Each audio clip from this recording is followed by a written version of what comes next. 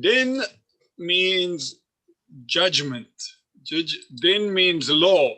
Beit Din is the house of law.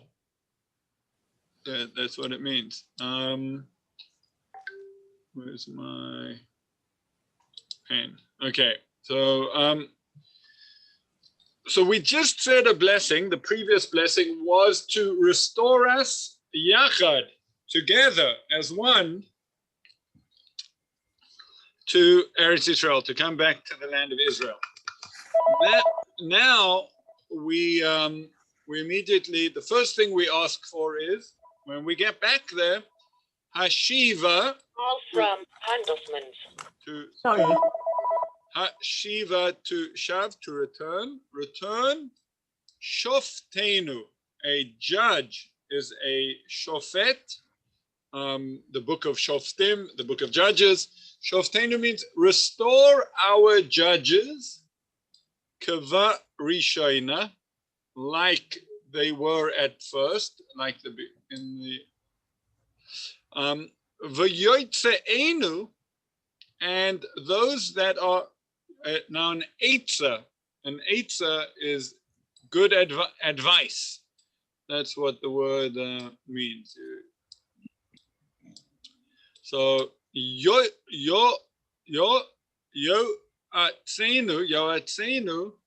means our advisors. Return our advisors. Kavat chila, like in the beginning.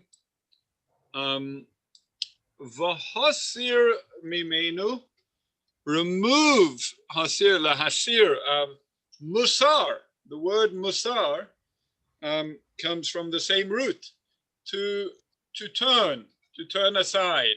Lahasir means to change. Obviously, the Musar movement is to change one's character for better, to learn to behave in better ways, to develop more elevated and correct character traits.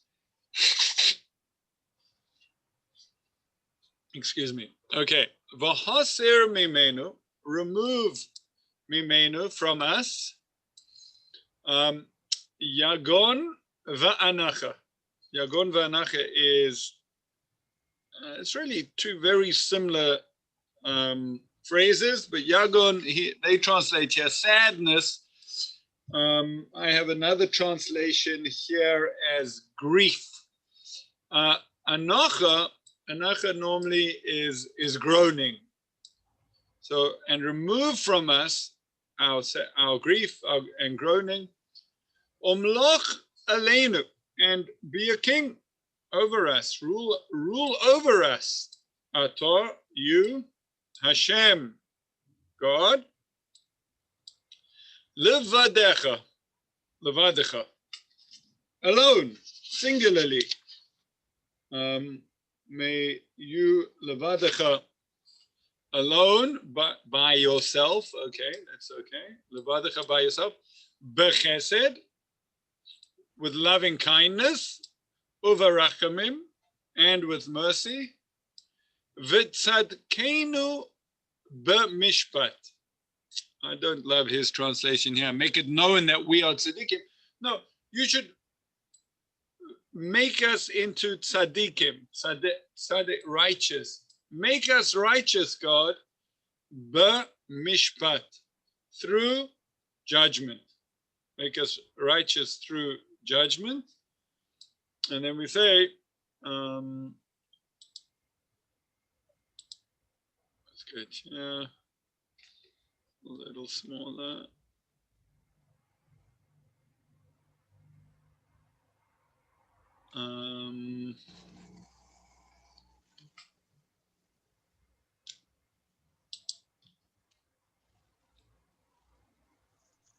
See that?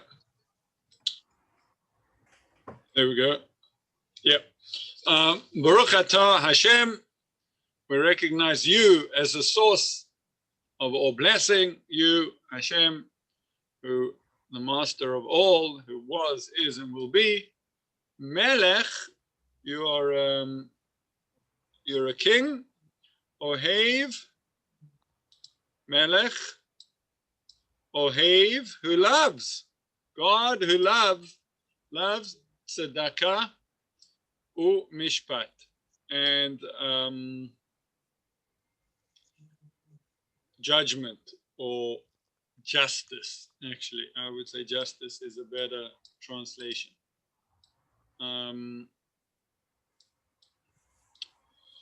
Okay, let's look at our blessing over here. So how many parts do we see? Again, there are distinctly two parts. The first one, return our judges, like the beginning, our advisors, like the beginning also, or at first, like the beginning, and remove from us sadness and groaning, what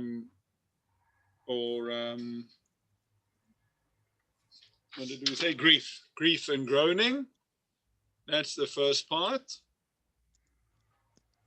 And then the second part is Umloch Aleinu, rule, be a king over us, God, alone, through Chesed, your loving kindness, Rachamim, mercy, and then again, V'tzadkeinu b'mishpat, and make us righteous through your judgments. And then we finish off saying, God, you love tzedakah or mishpat. God, and just by the way, over here, between Rosh Hashanah and Yom Kippur, when God is judging the world, we then finish off by saying, HaMelech HaMishpat. God, you are the king of judgment or of justice. Okay.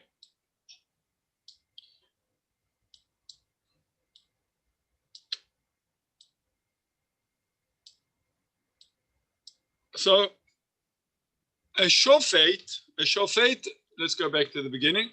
We're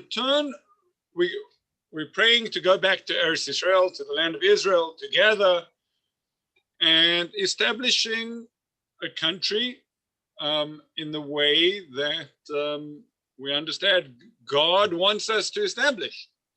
So we ask first for shoftim, judges, and yo'atzenu, and advisors. A rabbi, depending on his congregation, but a rabbi always plays two roles. There's the role of judge. A judge does two things. The judge has to tell what is the law, right? We rely on people to interpret the law. That, of course, in this country is so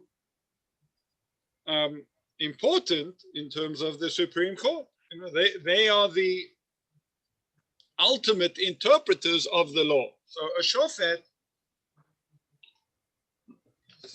a judge, has to, number one, interpret the law. Number two, they have to adjudicate cases. When people come to Beis Din, it's normally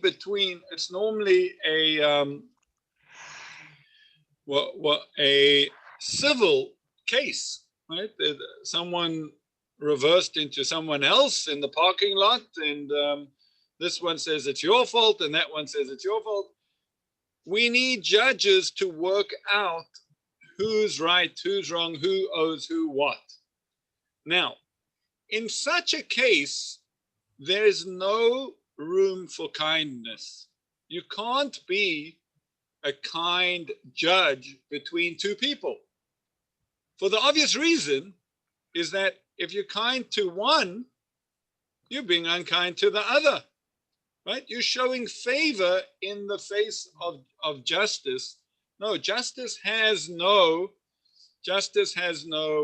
favor. That's why I think it's a Greek symbol, actually, but I forget who the goddess of justice is, but there are some there's statues or they're paintings, and it's the goddess of judgment covering her eyes or having a banner over her eyes with the scales of judgment, because you can't look, you can't show favor. So that's mishpat. We just had last week with Parshas Mishpatim. Mishpatim are the laws that govern civil life. that between people. So in such a case, that's what a judge has to do. A judge sits there and decides who is guilty, who is innocent, who owes what to. That's the first thing we ask for. God, we're coming back to the land of Israel. We want to live according to the Torah. We want to live according to your ways. We understand that your ways are the ways of Mishpat. Your God, the Torah, for a religion, what's very unique about Judaism actually is that it has very detailed laws about civilian life. It's not just ethics and morals. No, it's a legal system for living and how people should live together, how society should live together, not just what individuals should and should not do. That part about your personal life and personal questions, for that we need advisors.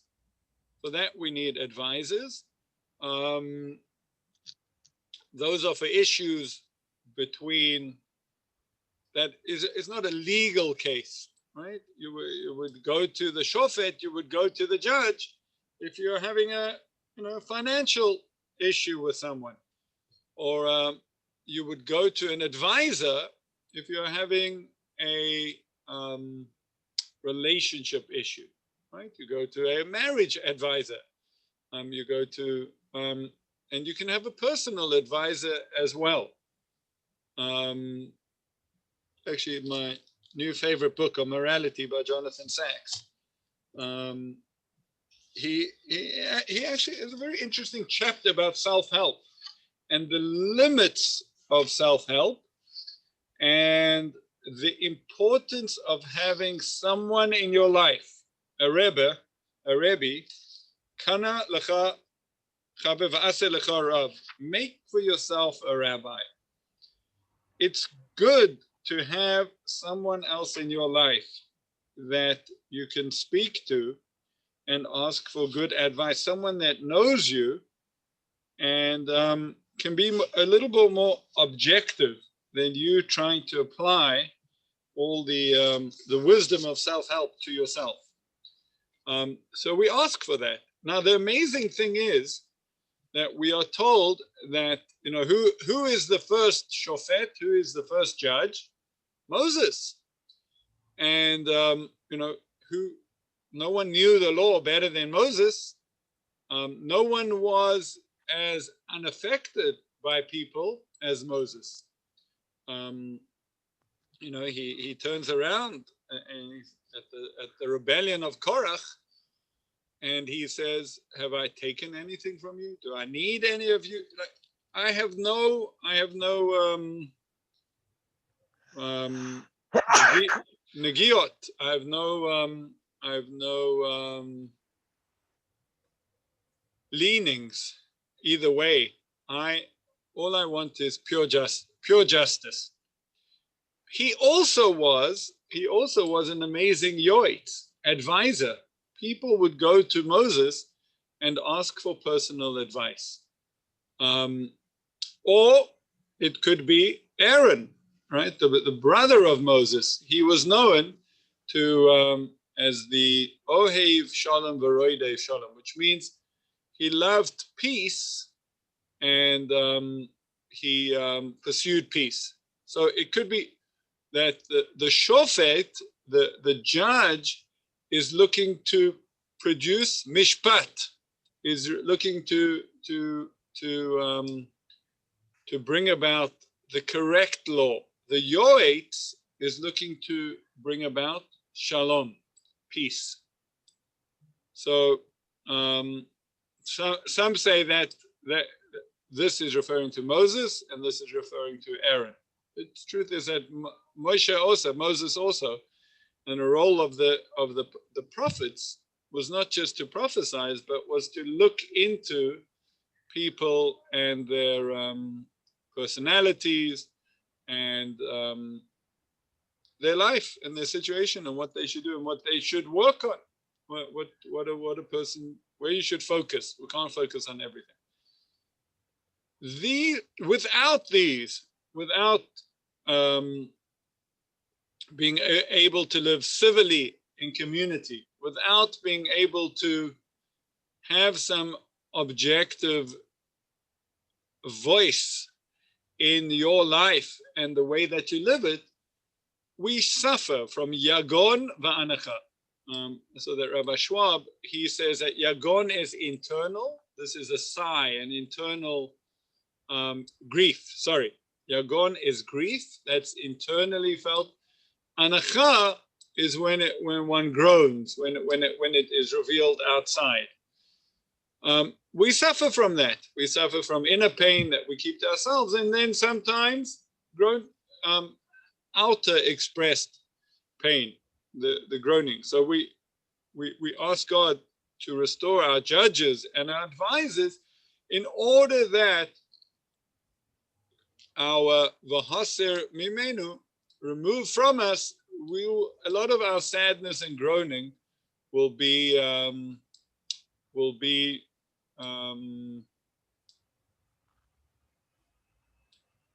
stilled if we would have these, right? That's, I guess, a modern example of that is the benefit that so many people get from seeing counselors and psychologists and psychiatrists, and some must, right? Okay, then we go on to the second part.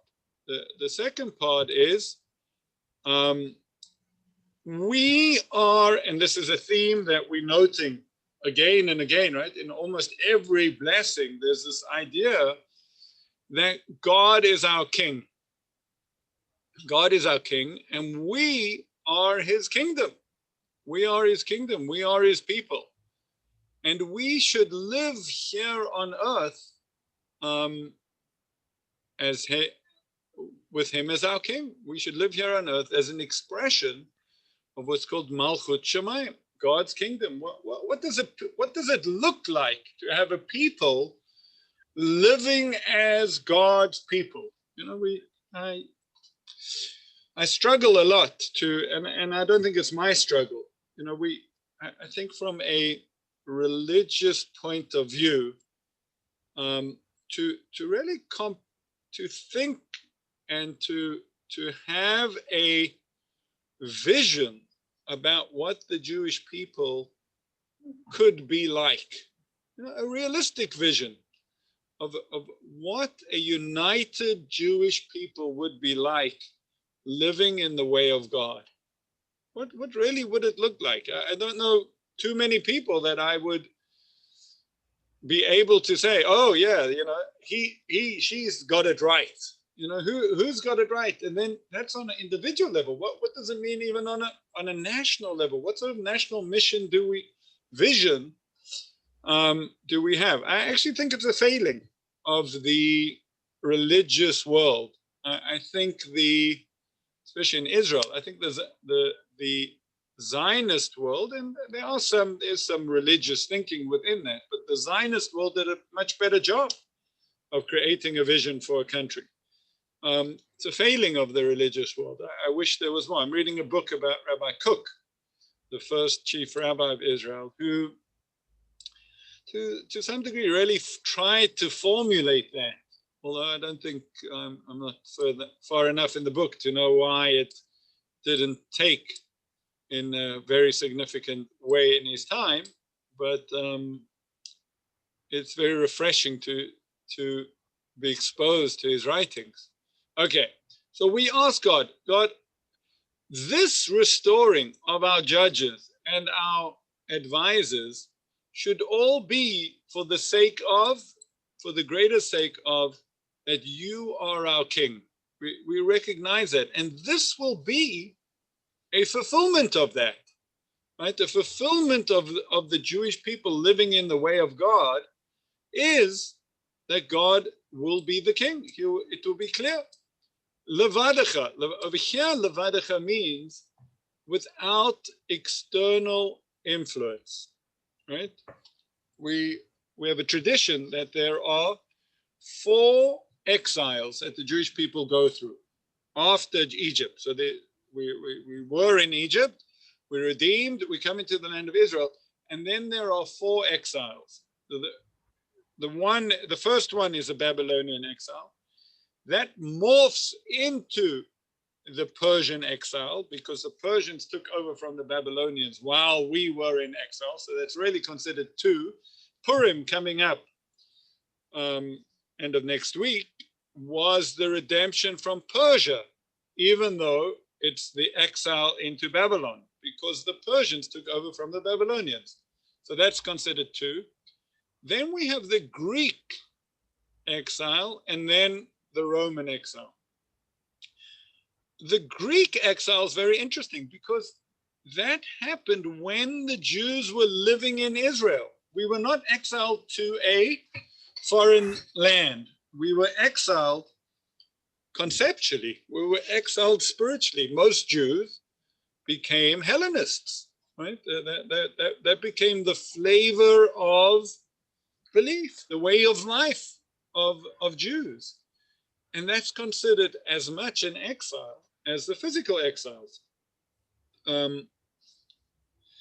So we are, here we are, whether we are experiencing the beginning of the return, the end of the exile, we are at the end of the Roman exile.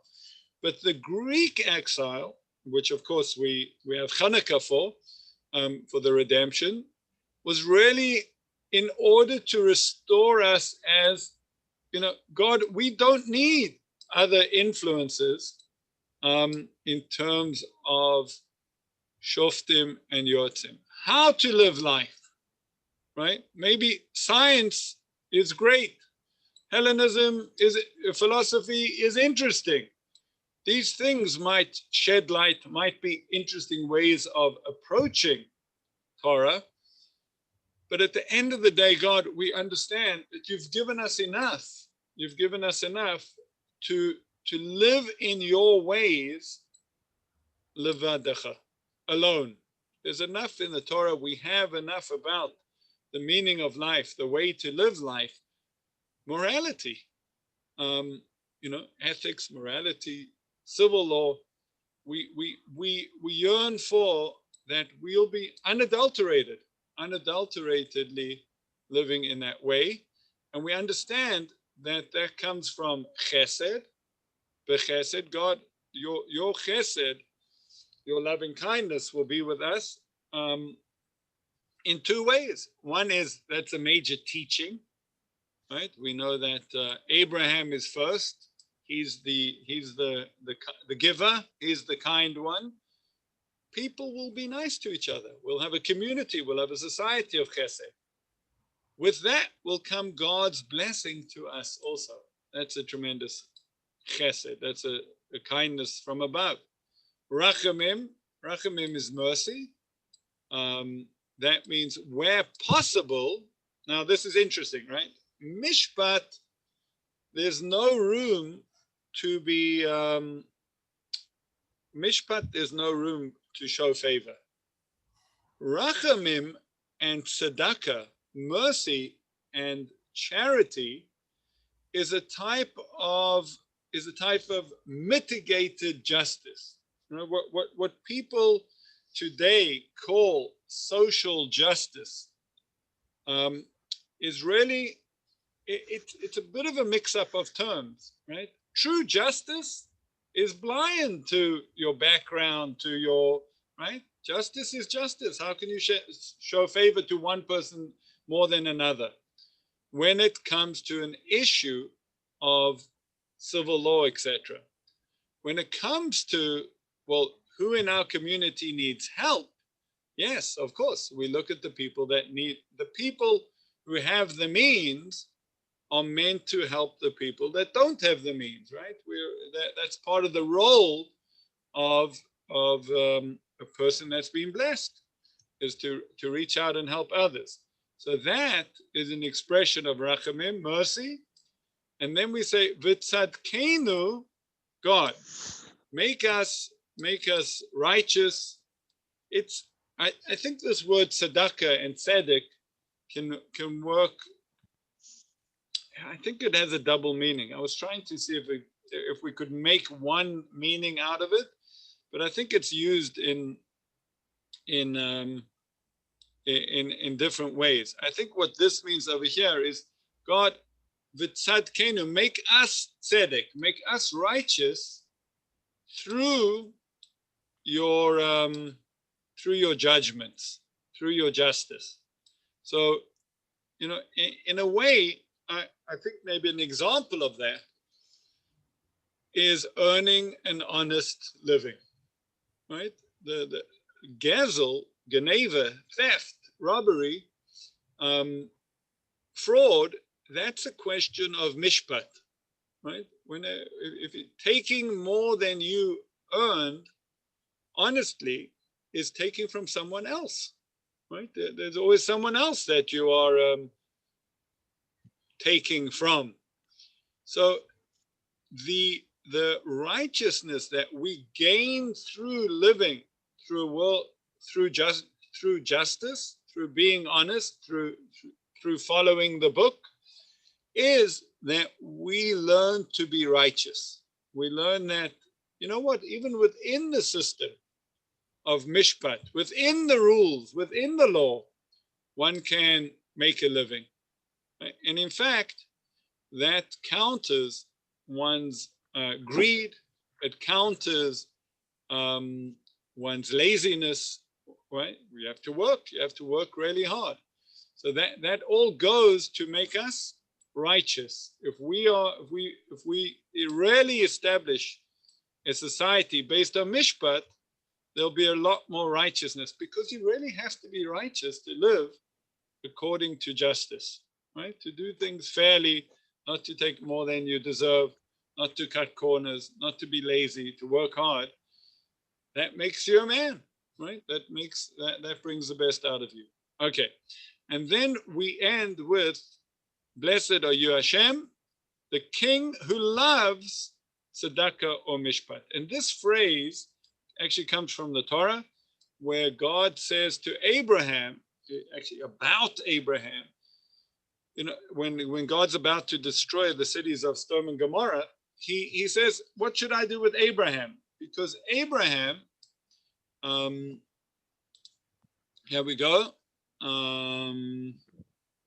because I have singled him out that he may instruct his children and his posterity to keep the word of the Lord, doing what is just and right. Tzedakah, lasot tzedakah or mishpat. And that's really the way, you know, you ask, what are the ways of God? What does he want of us? Yes, he wants tzedakah or mishpat. That's what Abraham understood, and that's why God formed this covenant with him for all posterity. Linda has to go. We'll stop the share here. Thank you. Goodbye.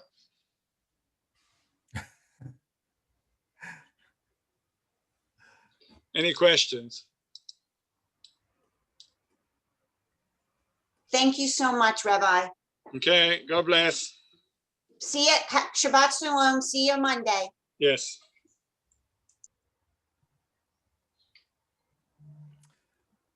Hi, Rabbi. How's it, Farrell? Good, and you? All good, thank you. Sorry I was a little bit late. It's okay, you're good?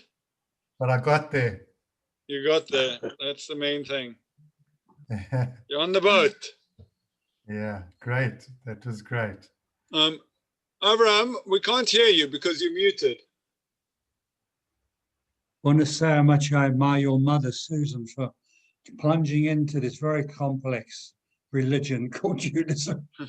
And it takes us, I've been doing this 28 years and I still, you know, it's still very complex. And so anyway, it's wonderful that you feel young enough to be able to do this. Mom, you are muted too. Can you unmute? Did your mother hear? No, she's on mute. On mute.